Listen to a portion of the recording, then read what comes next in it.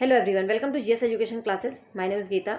उम्मीद करती हूँ कि आप सब लोग जो है बहुत ही बढ़िया होंगे और अपनी जो तैयारी है बेहतर तरीके से कर रहे होंगे। अगर आप CTET पेपर 1 की तैयारी कर रहे हैं तो आप लोगों के लिए वीडियो बहुत ही इंपॉर्टेंट होने वाली है, क्योंकि इस वीडियो में मैं आप लोगों के साथ डिस्कस करने वाली हूँ EVS पर्यावरण अध्ययन में वो टॉपिक जिससे कि हर बार जो है क्वेश्चंस बनते ही हैं, जैसे कि बाघ, स्लॉथ, हाथी, लंगूर, कुत्ता, गाय, डॉल्फिन, गिलहरी, बिल्ली, मछली। ये ऐसे टॉपिक है जिससे आप लोगों को EVS में बार बार जो है क्वेश्चंस देखने को मिलते हैं। और कई बार जो है इनमें से एक ही क्वेश्चन नहीं, कई बार जो है आपको 2 से 3 क्वेश्चन जो है देखने को मिलेंगे।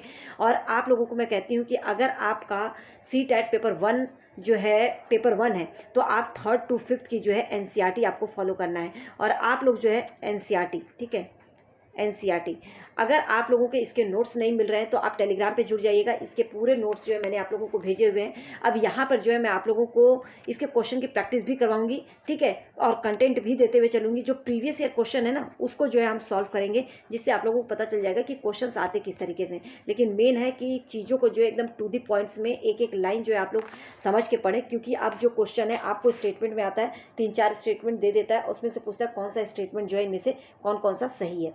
तो आप लोग अगर पढ़े नहीं होंगे तो आप लोगों को चीज़ें जो है याद नहीं रहेंगी। तो यहाँ पर जो है एकदम टू दी पॉइंट्स में हम लोग जो है चीज़ों को देखेंगे। देखिए, हाथी से जो क्वेश्चन बनते हैं उसके सभी पॉइंट्स जो हम एक एक करके डिस्कस कर लेते हैं। देखिए, एक जो बड़ा हाथी होता है एक दिन में 100 किलो से ज़्यादा पत्तियाँ खा लेता है। याद रखिएगा, 100 किलो से ज़्यादा क्या खा लेता है? पत्तियाँ। 100 केजी और 200 केजी को लेकर लोग जो है बहुत ज़्यादा यहाँ पे कंफ्यूज हो जाते हैं। याद रखिएगा, बड़ा हाथी 100 केजी जो है पत्तियाँ खा लेता है। क्या खा लेता है? पत्तियाँ खा लेता है। और 200 केजी जो है वो एक शिशु हाथी का जो है वज़न होता है, ठीक है। एक शिशु हाथी का जो वज़न है 200 केजी है। इन दोनों में लेकर जो है लोग बहुत ज़्यादा कंफ्यूज रहते हैं, इसलिए मैंने आप लोगों को यहीं पर क्लियर कर दिया कि ये चीज़ याद रखिएगा। हाथी केवल 2 से 4 घंटे ही सोता है। याद रखिएगा, कभी भी बोले ना कि हाथी 5 घंटे 7 घंटे सोता है, तो नहीं, हाथी केवल 2 से 4 घंटे ही सोता है।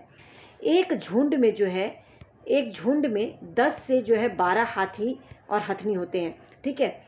एक झुंड में 10 से 12 हाथी रहते हैं और बच्चे होते हैं। बुजुर्ग हाथनी जो है झुंड की नेता, अगर कभी भी पूछे कि हाथी के झुंड का नेता कौन होता है, तो याद रखिएगा बुजुर्ग, जो सबसे बुजुर्ग हथनी होती है ना, वो होती है। शिशु हाथी का वजन बता ही दिया, 200 केजी। नर हाथी जो है 14 से 15 साल की आयु तक केवल झुंड में रहते हैं। जो ये हाथी हैं, इसमें जो नर हाथी होता है वो 14 से 15 साल ही एक झुंड में रहता है, उसके बाद जो है निकल जाता है। तो ज़्यादातर जो है झुंड में जो है मादा हाथी और बच्चे होते हैं, याद रखिएगा, ठीक है।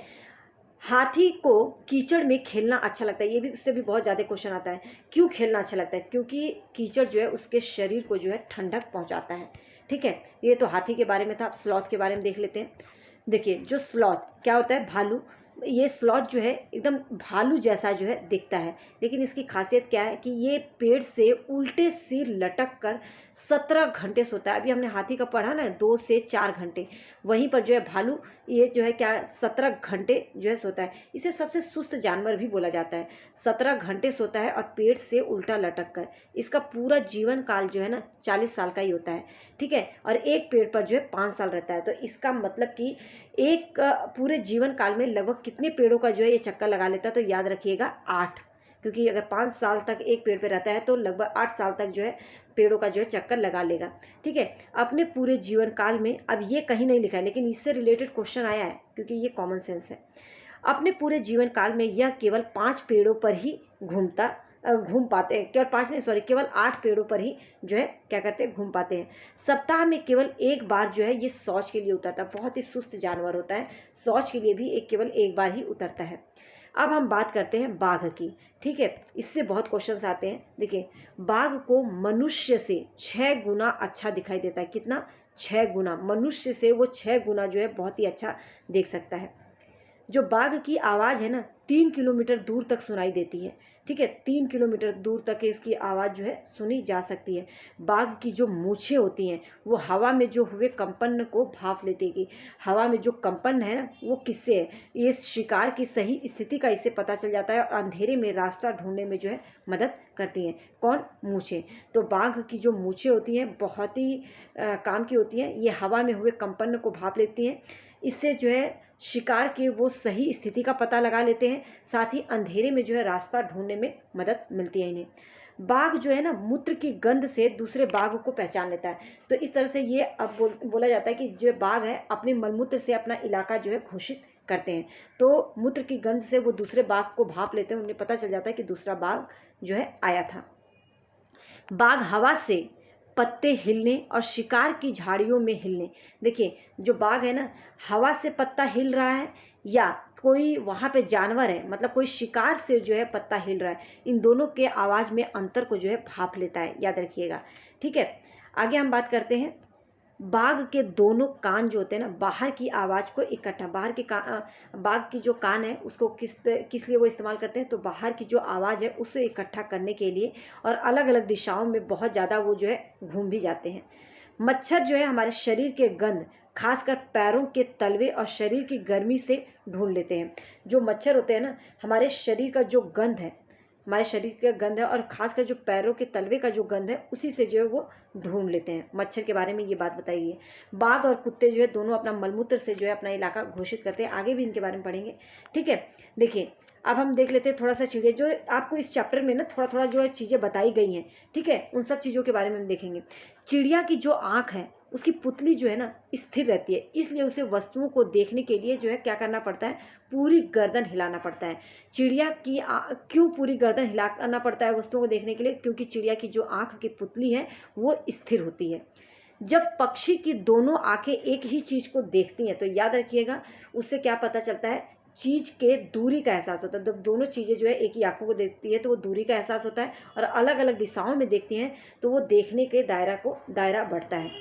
चील, बाज, गिद्ध, चमगादड़ ये सभी मनुष्य से 4 गुना अधिक दिखाई देता है इन्हें। ठीक है, बाज को जो है जहाँ 6 गुना अधिक दिखाई देता है, वहीं पर चील, बाज, जो गिद्ध और चमगादड़ इसको जो है मनुष्य से 4 गुना अधिक दिखाई देता है, याद रखिएगा।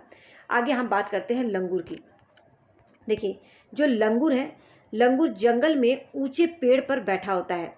जब जंगल में ऊंचे पेड़ पर बैठा लंगूर अपने पास आई अगर कोई मुसीबत देखता है तो एक अलग तरह की जो है ये आवाज़ निकालता है।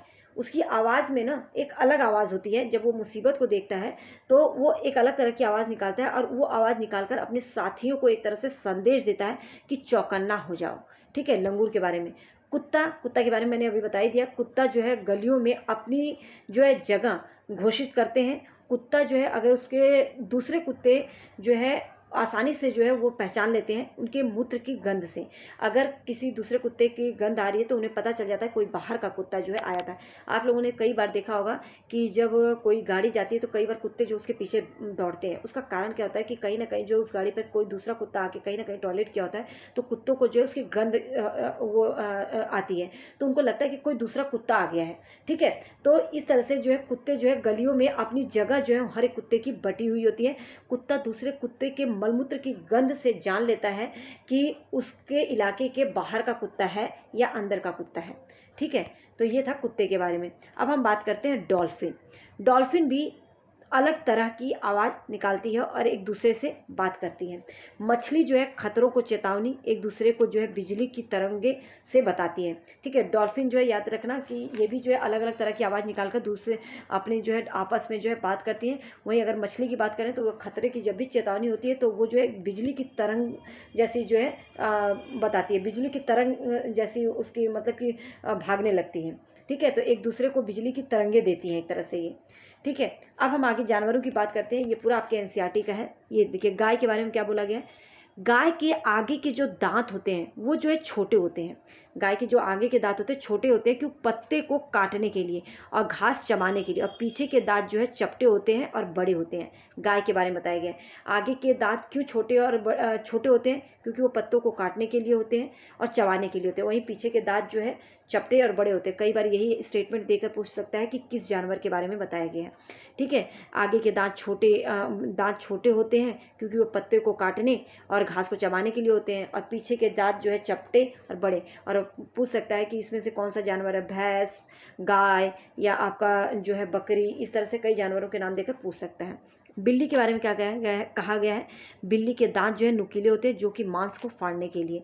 वहीं अगर हम सांप के दांत की बात करें तो वो भी नुकीले होते हैं, पर वो अपने शिकार को चबाकर नहीं खाते बल्कि पूरा निगल जाते हैं। गिलहरी जो है, गिलहरी के दांत हमेशा बढ़ते रहते हैं। दांतों से काटने और कुतरने के कारण इनके दांत जो है हमेशा क्या करते हैं, घिसते जाते हैं। अब कुछ इंपॉर्टेंट पॉइंट्स हैं, इनको आपको याद रखना है क्योंकि इससे भी आपसे क्वेश्चंस बनते हैं।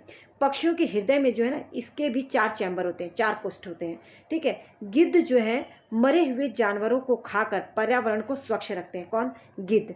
इसलिए इन्हें पर्यावरण का जो है साथी कहा जाता है, ठीक है। गिद्ध मरे हुए जानवरों को खाकर जो है पर्यावरण को क्या करते हैं, स्वच्छ रखते हैं। बगुला और भैंस पर बैठकर उसकी कीटों को खाता है। बगुला भैंस के ऊपर बैठकर जो कीट है ना भैंसों की, उसको जो है खाता है।